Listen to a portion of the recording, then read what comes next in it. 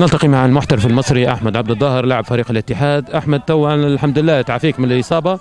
طبعا صحيح أنت لعبت مباراة واحدة يمكن رسمية مع الاتحاد، لكن برهنت فيها على علو كعبك وأيضا سجلت هدف. أحمد يا ريت تحكينا باختصار، يعني خصوصا أن أول ظهور ليك على وسائل الإعلام، يا ريت تحكينا باختصار رحلة علاجك حتى وصلت للمرحلة هذه، يعني تقترب أكيد من التشافي من الإصابة. البعض يعني وعدونا أن أحمد عبد الظاهر حيكون متواجد في الدوري السداسي.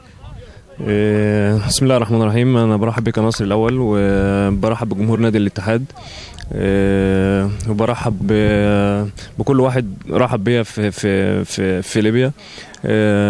اولا الحمد لله انا جيت وكنت سعيد الحمد لله اول ما كلموني النادي. كنت سعيد جدا ان انا على السلامة. خلاص على السلامة عايزينك ان شاء الله.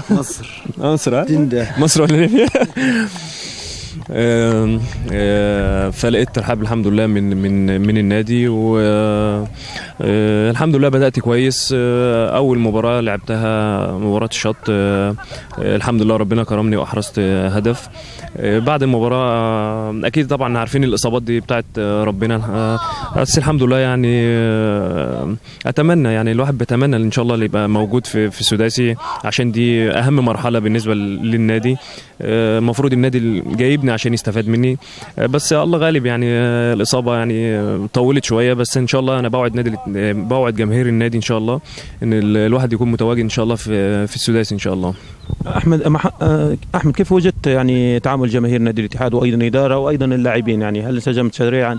تحكينا على الأجواء يعني وقتها قبل ما توصل يعني نادي الاتحاد. كده سمعت على نادي الاتحاد، يعني شن تعرف على نادي الاتحاد قبل ما تأتي إليه، وكيف عرفت نادي الاتحاد بعد ما قدومه كده يعني؟ لا أكيد نادي الاتحاد معروف وتاريخه معروف، وبعدين نادي الاتحاد ده حبيبي الاستاذ خالد طبعا، يعني من الناس المحترمه اللي موجوده في النادي، يعني والناس اللي انا بعزها بصراحه موجوده في النادي. الله يبارك فيك يا كابتن. احنا قلنا نادي الاتحاد من الانديه طبعا المعروفه ولها تاريخ في الكوره وفي افريقيا. اكيد الكابتن رياض اول ما كلمني طبعا رحبت، يعني النادي له اسم طبعا. فالواحد بيتمنى ان شاء الله يعني اول سنه يعني اتمنى ان شاء الله يعني ان احنا نحصل على الدوري السنه دي، عشان الدوري السنه دي يعني بطريقه تانية، يعني او غير السنين اللي فاتت لها طعم تاني. فان شاء الله يعني ان شاء الله باذن الله يعني هنكون عند حسن ظن الجمهور. بالنسبه للجمهور والله يعني انا حتى بمشي في الشارع، يعني جمهور نادي الاتحاد ما شاء الله يعني بيحبوا النادي جدا يعني.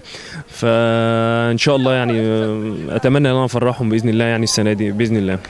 أحمد سؤال، لو رغب نادي الاتحاد في التجديد معك هل سترغب يعني بالبقاء؟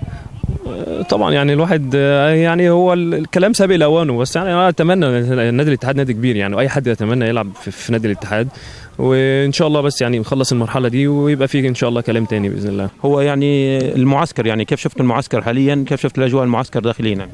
المعسكر والله ماشي بطريقه كويسه جدا، اللعيبه مرتاحه نفسيا، المكان كويس جدا اللي احنا قاعدين فيه، التمرين ماشي بطريقه كويسه.